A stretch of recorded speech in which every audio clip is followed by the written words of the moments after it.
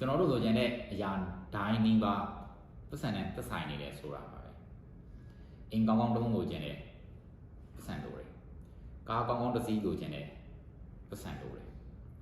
မိသားစုကောင်းကောင်းတစ်ခုတိဆောက်ခြင်းနဲ့ပတ်စံလိုတယ်ခင်ဗျားတို့မြင်လားခင်ဗျားတို့လိုခြင်းနဲ့ပန်းနိုင်တွေအားလုံးကပတ်စံလိုရတယ်ဒါကြောင့်လေလူတွေကဒါကို financial goal လို့ခေါ်ကြတာပေါ့နော်ငွေကြေးဆိုင်ရာပန်းနိုင်တွေလို့ခေါ်ကြတယ်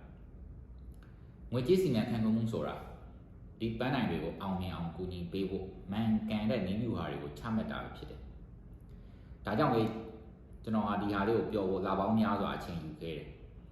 ငွေကြေးစီမံခန့်ခွဲမှုကဘယ်လောက်ရေးကြီးလဲဆိုတာကိုကျွန်တော်သဘောပေါက်ခဲ့လို့ပဲအနည်းဆုံးသူတို့ရဲ့ငွေကြေးပန်းနိုင်တွေကိုတကယ်အောင်မြင်ခြင်းတဲ့သူတွေအတွက်ပေါ့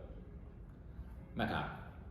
ငွေကြေးစီမံခန့်ခွဲမှုဆိုတာခမားတယောက်တည်းအတွက်မဟုတ်ဘူးခမားတို့မိသားစုခမားရဲ့နောင်လာနောင်သားတွေအတွက်လည်းဖြစ်တယ်ခမားငွေကြေးစီမံခန့်ခွဲမှုကိုမှန်မှန်ကန်လုပ်နိုင်ရင်ခမားရဲ့နောက်မျိုးဆက်တွေကခမားရဲ့အောင်မြင်မှုကိုအမွေဆက်ခံပြီးသူတို့ရဲ့ပန်းနိုင်တွေကိုပိုမြင်မြင်ဆန်ဆန်အောင်မြင်နိုင်တယ်ဒါပေမဲ့မမှန်ကန်စွာလုပ်နေရင်တော့သူတို့ကအစကနေပြန်စရလိမ့်မယ်ဆုံးဖြတ်ချက်ကခမားလက်ထဲမှာပဲတယောက်ကတော့စရမှာပဲမလားအဲ့ဒါခမားပဲဘာလို့မဖြစ်ရမှာလဲအခုကျွန်တော်တို့ပတ်စံစုတဲ့အခါရင်ဆိုင်ရတဲ့ပြဿနာတွေအကြောင်းနောက်ဗီဒီယိုတစ်ခုမှာဆက်ပြောကြမယ်